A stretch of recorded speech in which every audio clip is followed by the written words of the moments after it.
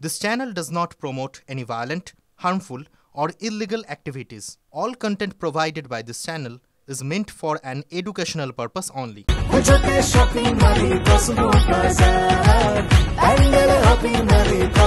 Cosmo বাজার পুজোর shopping two pandal hopping, সঙ্গে রয়েছে দারুণ আকর্ষণীয় উপহার।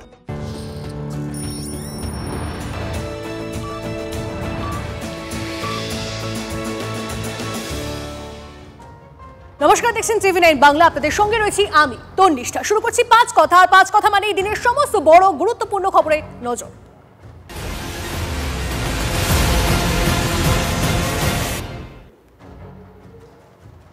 কলকাতায় পুজোর উদ্বোধন, আর সেই উদ্বোধনে এসে পরিবর্তনের ডাক অমিত শাহের। শান দিলেন বাঙালি অস্মিতাতেও। ভোটের পর এমন সরকার গঠন হবে যা সোনার বাংলা গঠন করবে। মা দুর্গার কাছে প্রার্থনা অমিত শাহের, বাংলা ফের সুরক্ষিত ও সমৃদ্ধ হয়ে উঠুক।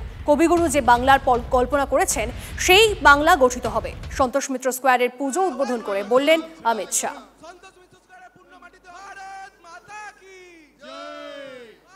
मैंने मां के सामने प्रार्थना की है कि इस चुनाव के बाद बंगाल में एक ऐसी सरकार बने जो सोनार बांग्ला का निर्माण कर पाए। हमारा बंगाल फिर से सुरक्षित, समृद्ध, शांत, सुजलाम सुफलाम बने और यहां पर कवि गुरु के कल्पना के बंगाल का निर्माण हम कर पाए। दुर्गा पूजा का उत्सव हमें शुभ की ओर ले जाए, बंगाल को ऊंचाइयों की ओर ले जाए और बंगाल के विकास के माध्यम से विकसित भारत का स्वप्न हमारे नेता नरेंद्र मोदी जी ने जो देखा है उसको हम सिद्ध कर पाए। বাংলাকে ফের সোনার বাংলা করার ডাক অমিত শাহের। পাল্টা প্রশ্নবান অভিষেকের, বাংলার প্রাপ্য 2 লক্ষ কোটি টাকা কেন আটকে রেখেছে কেন্দ্র? পাল্টা প্রশ্ন তুললেন অভিষেক। বিহার, উত্তরপ্রদেশের একাধিক ঘটনার উদাহরণ দিয়ে ডাবল ইঞ্জিন সরকারকে খোঁচা। বাংলার যে প্রাপ্য 2 লক্ষ কোটি টাকা, বাংলার বকেয়া, যেটা কেন্দ্র সরকার গায়ের জোরে আটকে রেখেছে, সেটা কি কারণে অমিত শাহ সরকার বা নরেন্দ্র মোদীর সরকার বা বিজেপির সরকার আটকে রেখেছে? প্রথম প্রশ্ন। দ্বিতীয় প্রশ্ন, দুদিন আগে আমরা দেখেছি যে পাটনা মানে বিহার, রাজ্য সরকার এনডিএ, কেন্দ্র সরকার ক্ষমতায় বিজেপি, সেখানে মেন রোড ধসে গিয়ে গাড়ি প্রায় একদম ঢুকে গেছে গর্তে। তা সোনার বিহার হলো না কেন? উত্তরপ্রদেশে তপশিলি জাতি, উপজাতি, মহিলাদের উপর নরকীয় অত্যাচারের ঘটনা আমরা দেখেছি। সোনার উত্তরপ্রদেশ হলো না কেন? বাংলায় প্রত্যেকটা মহিলাকে মমতা বন্দ্যোপাধ্যায় ব্যাংক অ্যাকাউন্টে আর্থিক সহায়তার মাধ্যমে প্রতি মাসে 1000 টাকা পৌঁছে দিয়েছে। আপনার 10-12টা যে রাজ্য সরকার রয়েছে, একটা করে দেখাক, একটা ওপেন চ্যালেঞ্জ। পুজোর উদ্বোধন, আর সেই উদ্বোধনে এসে বিদ্যাসাগরের স্মরণে অমিত শাহ। জন্মদিনে বিদ্যাসাগরকে বিজেপির তরফ থেকে প্রণাম জানালেন কেন্দ্রীয় স্বরাষ্ট্রমন্ত্রী। উল্লেখ করলেন সমাজ সংস্কারে বিদ্যাসাগরের ভূমিকার কথা।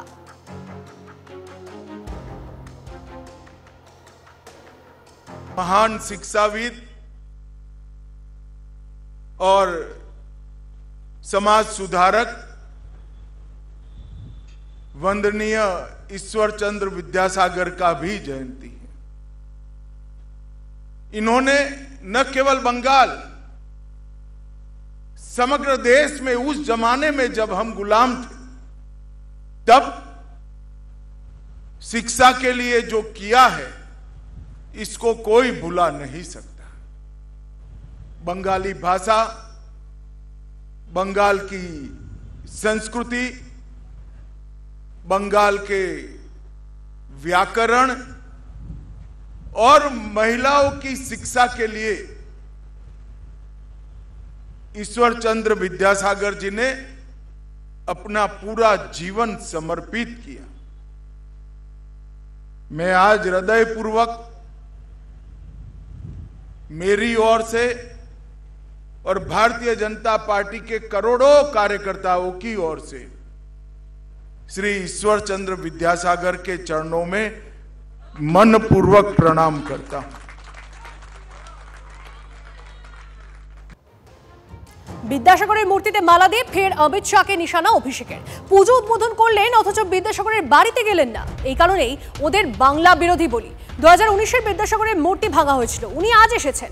বিদ্যাসাগরের মূর্তির সামনে ওর ক্ষমা চাওয়া উচিত, বাংলাকে অপমানের জন্য ক্ষমা চাওয়া উচিত। বিদ্যাসাগরের জন্মদিনে শ্রদ্ধা জানিয়ে আক্রমণ অভিষেকের।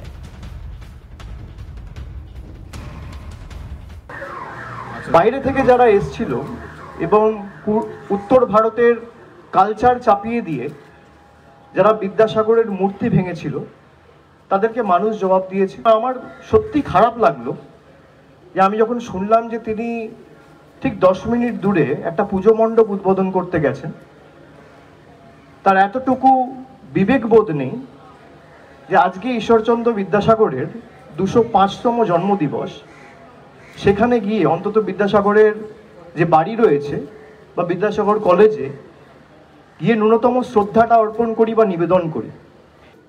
আগে তো ক্ষমা চাওয়া উচিত, একবার ঈশ্বরচন্দ্র বিদ্যাসাগরের মূর্তির সামনে দাঁড়িয়ে ক্ষমা চাওয়া উচিত। আর আপনি এই যে দুর্গা মন্দির, কালী মন্দিরে যাচ্ছেন, যান, মা আপনাদের সুমতি দিক, কিন্তু তার আগে ক্ষমা চান যে বাংলার প্রতি যে অবিচার অন্যায়টা করেছেন। আপনার নেতৃত্বে যে মূর্তি ভাঙা হয়েছিল এবং তারা আজও বহাল তবিয়েতে বিজেপি করছে, যারা করেছিল তাদের বিরুদ্ধে কোনো উপযুক্ত ব্যবস্থা বা শাস্তিও দলীয় তরফ থেকে তারা নেয়নি। এবং যত বাংলার বিরোধিতা করেছে বাংলার মানুষ তত গর্জে উঠেছে। এখন বিদ্যাসাগর ভাঙি যতদূর চলা যায়, বিদ্যাসাগর, রবীন্দ্রনাথ এদের সম্মানের জন্য না, এদের নাম ভাঙিয়ে ভোট করতে হবে। বিদ্যাসাগরের নিজের গ্রাম, নিজের এলাকা একবার দেখে আসুন কি সম্মান দিয়েছে বিদ্যাসাগরকে। অমিত শাহ কালীঘাট মন্দির থেকে বেরোনোর সময় স্লোগান যুদ্ধ। কেন্দ্রীয় স্বরাষ্ট্রমন্ত্রীকে লক্ষ্য করে জয় বাংলা স্লোগান পাল্টা জয় মা কালী স্লোগান বিজেপি কর্মীদের। তৃণমূলের বিরুদ্ধেই স্লোগানের অভিযোগ বিজেপির, অস্বীকার শাসক দলের।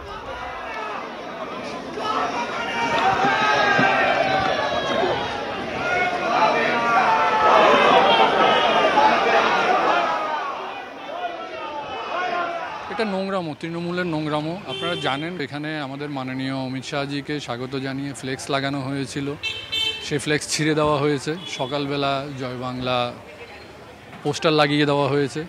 তৃণমূল যে নোংরামি করছে সেটা তারই প্রমাণ।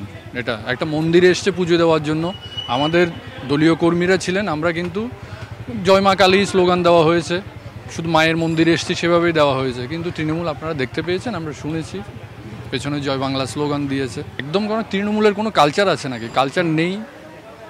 সামনে ওদের বিদায় আসন্ন বুঝতে পেরেছে, মরার আগে লাফালাফি করে, সেটাই করছে ওরা। আমি উন্মাদ না, মাতাল না, পাগল। উনি কেন্দ্রীয় মন্ত্রী, আমাদেরও কেন্দ্রীয় মন্ত্রী, ওনাকে স্বাগতম করার নৈতিক দায়িত্ব আমাদের। তাহলে আমরা রাস্তাঘাট পরিষ্কার করতাম না? আমরা এই মানসিকতাই নেই। এবং ঘটনা হয়েছে যে বিজেপির এটা গোষ্ঠীদ্বন্দ্ব, একদম সম্পূর্ণ গোষ্ঠীদ্বন্দ্ব। আইএমএর পশ্চিমবঙ্গ শাখার অ্যাকাউন্টে লেনদেন রহস্য। অভিযোগ 1.5 কোটি লেনদেনের কোনো উল্লেখ নেই আইএমএর নথিতে। অ্যাকাউন্টে লেনদেন ঘিরে প্রশ্নের মুখে শান্তনু সেন, কাকলি সেন সহ আরও 2 চিকিৎসক।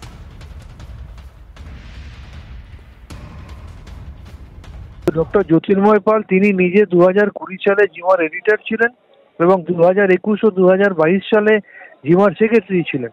তিনি 3 বছর জিমার এই দুটো সর্বোচ্চ পদে থেকে যদি বলেন এই জিনিসটা জানি না, তাহলে তো একটু প্রশ্ন চিহ্ন থেকেই যায়। প্রশ্ন করছেন, আমি তো 2018 পর থেকে লাস্ট 7 বছরে জিমাতে যাই না, ন্যাচারালি প্রশ্নই ওঠে না। আর তিনি তো তারপরে পরপর 3 বছর 2020-তে এডিটর এবং 2021-22-এ তিনি নিজে জিমা সেক্রেটারি ছিলেন। এই 3 বছর তিনি সেই সময় জিমার ক্ষমতার শীর্ষে থেকে আজকে যদি তিনি বলেন যে ওগুলো জানি না, তাহলে কোথাও একটা প্রশ্ন তো ওঠেই। পুজো শহরের নিরাপত্তায় নজর। গড়িয়াহাটে ট্রাফিক সহ যাবতীয় ব্যবস্থাপনা খতিয়ে দেখলেন কলকাতার পুলিশ কমিশনার মনোজ বর্মা। একাধিক মণ্ডপ পরিদর্শন করেন তিনি। পুলিশের কন্ট্রোল সেন্টারের উদ্বোধন করেন সিপির হাতে। সাইবার অপরাধ নিয়ে আমজনতাকে সতর্ক করতে শহরের একাধিক জায়গা কিয়স্ক তৈরি করেছে কলকাতা পুলিশ। ট্রাফিকের জন্য আমাদের যথেষ্ট ব্যবস্থা আছে, গতবার থেকে অনেক বেশি আমরা এবার ডেপ্লয়মেন্ট করেছি। প্লাস 3টে ফেজেই, মানে 24 ঘন্টা আমরা কভার করব। মানুষের ঢল নেমেছে, নিশ্চয়ই আস্তে আস্তে বাড়বে। আমাদের পুলিশ অ্যারেঞ্জমেন্ট সব জায়গায় হয়ে গেছে যেরকম আমরা প্ল্যান করেছি।